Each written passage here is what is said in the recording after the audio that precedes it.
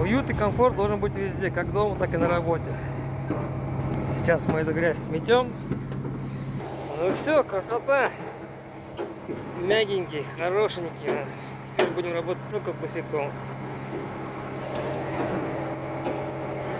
Снимаем ботиночки и работаем. Стройка кипит, время 7 утра. На улице, на ступенечке. Все, работаем.